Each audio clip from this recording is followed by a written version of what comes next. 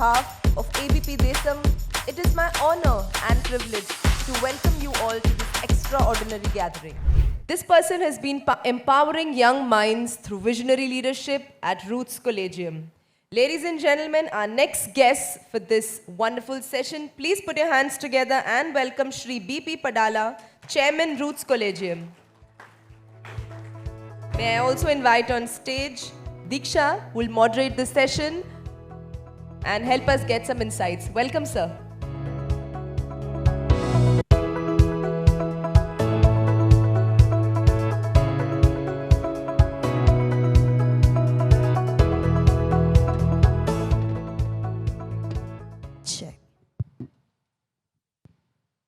Well, yes, ladies and gentlemen, we have here with us Shri BP Padala, Roots Collegium.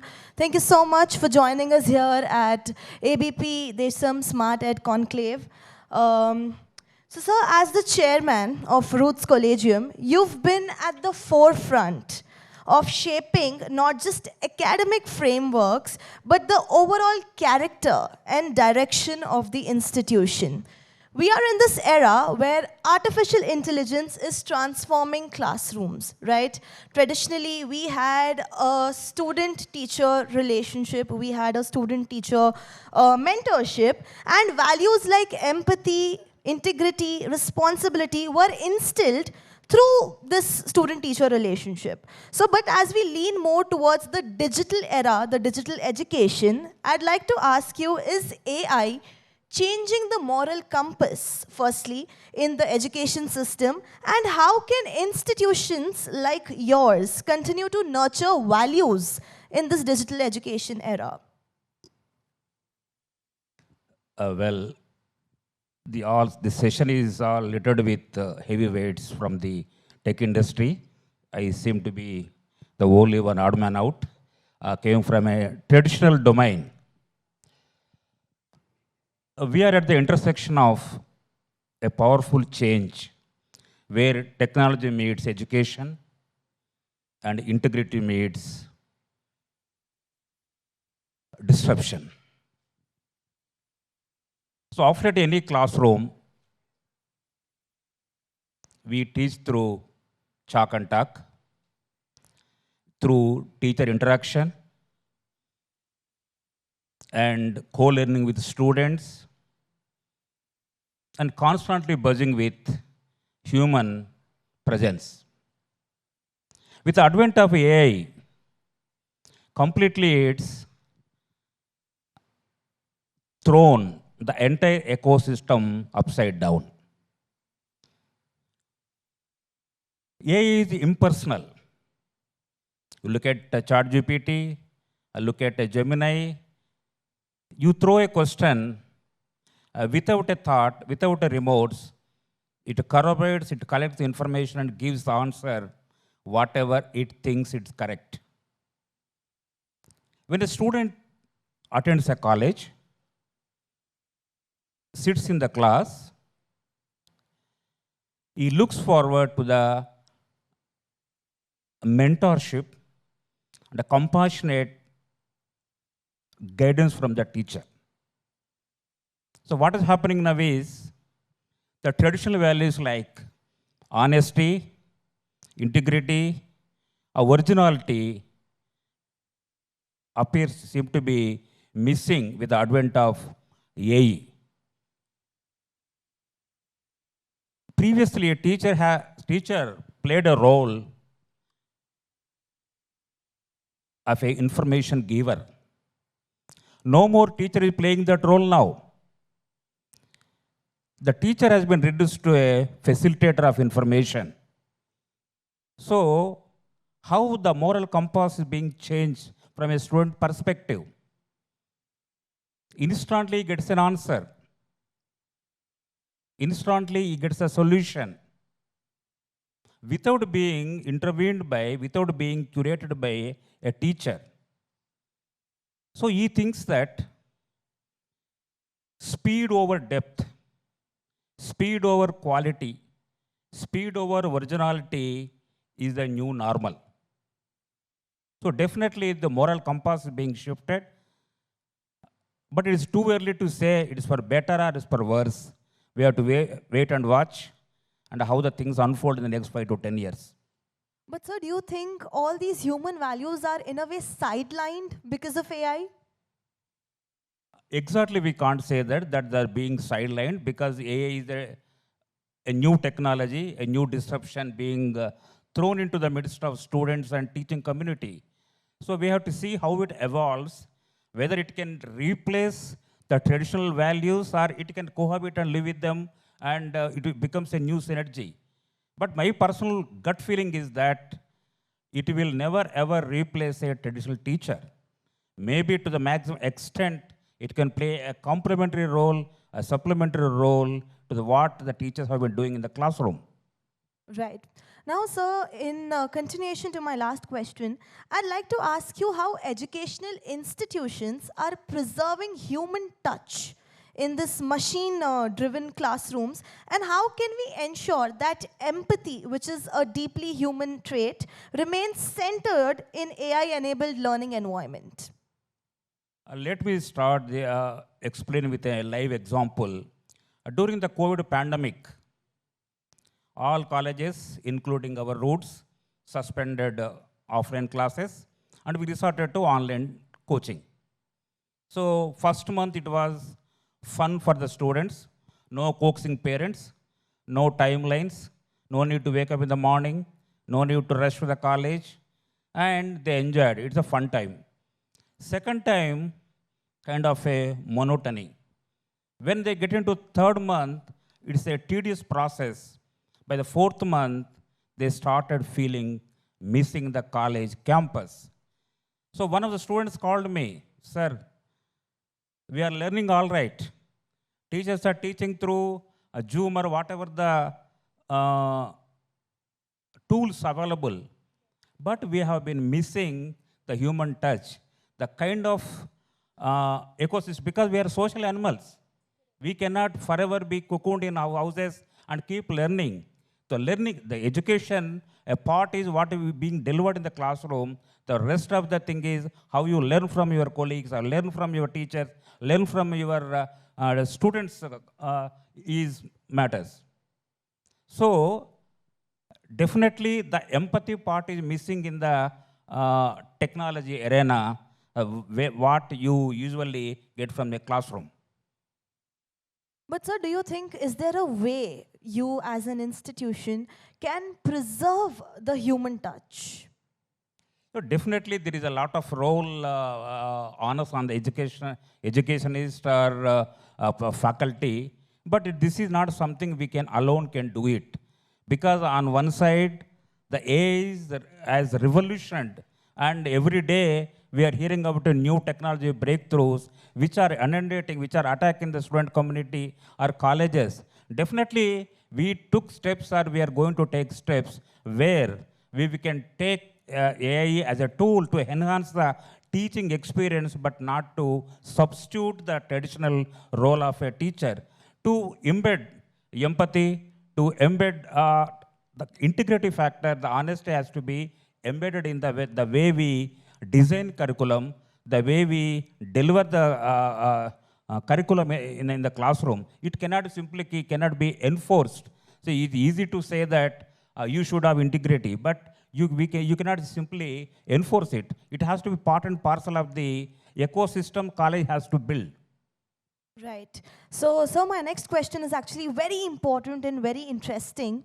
While AI is, empowering learning, right, by personalizing education, identifying student needs, and scaling access, it can also inadvertently reinforce social, cultural, or data-driven biases, especially when algorithms are not transparent or inclusive design.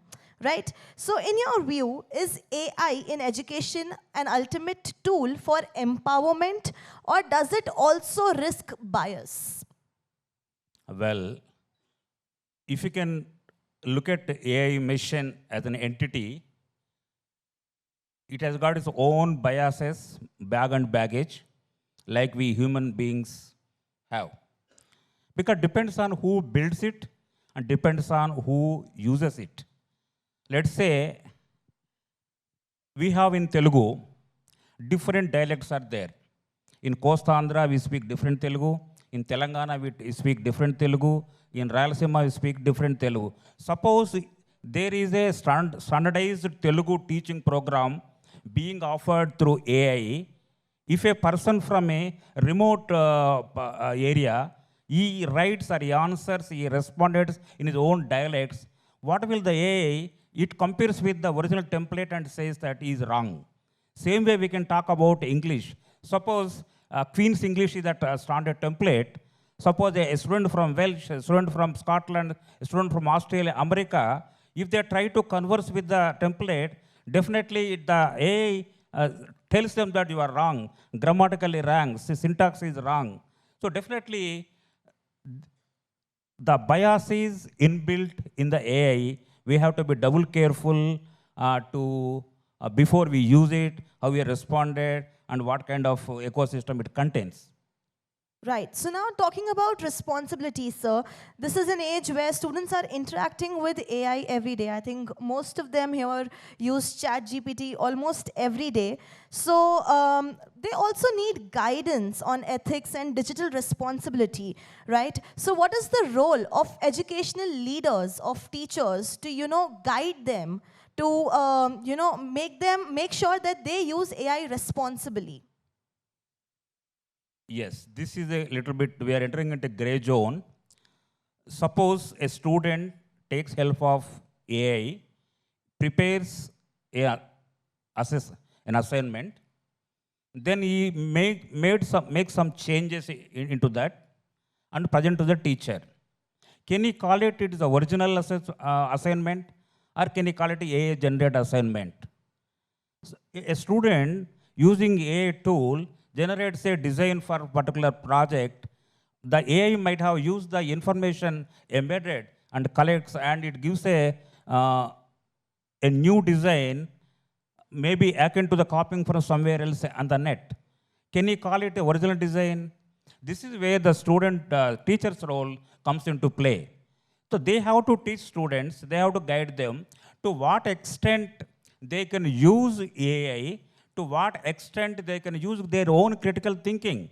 Where to stop is the very, very critical in using AI for the student community. In this area, teachers have to be on their toes, and we have to formulate some kind of ethical boundaries where the student cannot trespass. So do you also believe that institutions should approach student ethics in this age of generative AI? What are the boundaries that need to be set? Oh, this is very difficult because we are at the very nascent stage of AI evolution. See, when before robots came into being, Asimov had given us 3 principles how a robot should be operated, should behave. So like that, maybe with evolution of AI, the allied ethical barriers or allied ethical norms might come into force. Like when a student using AI for the legal services, so regarding the, let's take a data privacy. So to what extent he can steal the data of others to present his case? Or in the case of design, to what extent he can utilize AI tool to generate a design and claims his own? Or same way in the education, same way in any domain, music is there. There are synthesis of artificial music. But what happens is, when you use a tool of a music, it draws from the originally available repertoire, then it creates a new raga, new swara, new tune. So in these circumstances, these boundaries, definitely the student have to be taught new boundaries for ethical behavior and ethical use of the data available. Right. Thank you so much for sharing insights on ethical literacy. That is actually very primary and very important in this generation of AI. Now, sir, coming to my last question, according to you, what is your ideal AI-powered classroom in the next 5 to 10 years? That should be gazing into crystal ball, but whatever the information available to me and whatever my experience as a teacher, I should start with the one cardinal rule. It is not going to be and should not replace a traditional teacher. Because I'm a teacher, my heart lies with teacher, I am biased too. I can visualize a typical classroom where in the classroom a teacher is aided by AI. Let's say a student doesn't keep up pace with particular subject, a trigonometry for example, or algebra for example, or physics concept for example. Maybe AI can use the visual representation in the class itself to make the student understand. And also as against conveyor belt education, where we churn out lakhs of students in a similar fashion, maybe we will go more and more towards a customized teaching, because the AI might, with its strength at disposal, might assess a psychological profile of student, his aptitude, his attitude, his learning capabilities, might shift, might tune the pace and the information being given to him based on his own capabilities. The second thing is maybe, let's say, it also works as a psychology counselor. So it might detect any aberration in the student behavior in terms of his classroom behavior, or in terms of his inability to learn a subject in a particular concept. It might highlight that particular trait and might alert the teacher, okay, this fellow is being deficient in particular area, you might work on that. And another thing I can see is AI might work like a co-pilot. If you look at the cockpit, a pilot is the one who flows the flight, but co-pilot plays a critical role, complements the pilot. The same way I visualize is that AI will work as a co-pilot to the teacher in the classroom. And the last one is,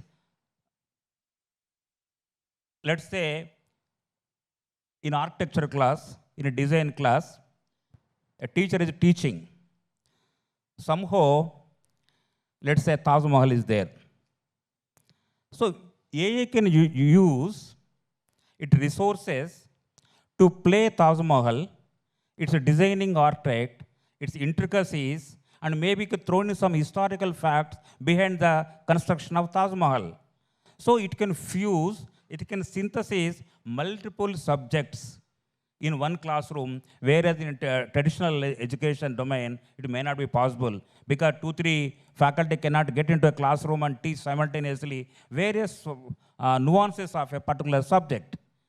And also I can see that already we have been seeing in Google or Facebook or GPS, you can also see Telugu in Telangana or other regional languages, the direction being given in Telugu language. So same thing might happen in a classroom, where it can work as a great equalizer between a Telugu medium student or CBSE or ICC, IB, where the real time the content could be translated English to Telugu, vice versa, could be another change I could visualize at this point of time.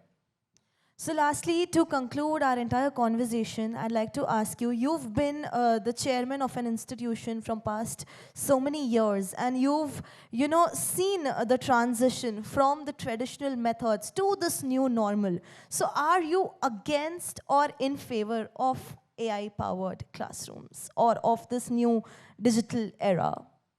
Per se, I am not against anything. The change is the only constant, I believe in the dictum. We have to adapt. We have to take the best part of it and go on and adding to whatever we have. There is no fun, there is no point going against a tide. It is like a tsunami. AI is like a tsunami. We cannot stop it. The only thing what we can do is how to ride on it without being swamped into that. Absolutely. Thank you. Thank you so much, sir, for that beautiful insight. Do we have any questions for Mr. BP Padala? If we have any queries, yes. Can we please quickly pass on the mic there? Please introduce yourself and shoot your question. Sir, good afternoon. My name is Suresh Kumar. I am from Central Bank of India. Sir, is the evolution of AI in future, I think it's going to give us the crisis of employment for the teachers. Do you agree with that, sir? With the AI classrooms coming up? So already I mentioned this fact that AI is not going to replace traditional teacher. At best, it can work as a complementary role. So no need of worry about that. If AI is going to replace a teacher, go behind AI and you could be the enabler of AI. You will find a new job. Those That who is have so done right. B.Ed, that would be, for them, that is their livelihood, no, sir. BSc, B.Ed, or the masters in mathematics, physics, and all, everything. As you are telling, that Telugu has got in Telangana, Andhra, Rayalaseema, a different flow. When the AI is being implemented, that language is being suited in. If that language is not understood by AI in teaching side, that would be a little difficult for the students also, if I am not wrong. I think primarily, sir, he's asking more about how it is going to affect a teacher's livelihood. I think because he's mentioned about the employment. I am reiterating point that it is not going to affect teachers' livelihood because I mentioned previously that in the COVID, what happened? The tech education or education through online reached its zenith. Then what happened after that? We also know a company which offered online education and reached its pinnacle of in terms of volume and popularity. What happened to that company? It got busted. So again, we came back to our traditional mode of teaching. So it will take lot of time. Maybe after 50 years, 100 years, I don't know how will it be. You will not be there, I will not be there. Don't worry. Your livelihood is guaranteed till you live. So Thank for you, now, sir. you're safe. Right, you're safe. Thank you. Anybody else? Any other questions? Any other queries? Anything else you would like to highlight? Any students who'd like to quote anything? Right? Nobody? All right. Thank you so much, sir. Thank you for joining us today. Thank you, sir. Thank you, Diksha. With this, may I now invite, sir, I will request you to stay back for a minute. May I invite on stage Mr. Sunil Goswami, Editor Digital Videos, ABP Network, to thank Shri BP Padala, sir, for his presence today.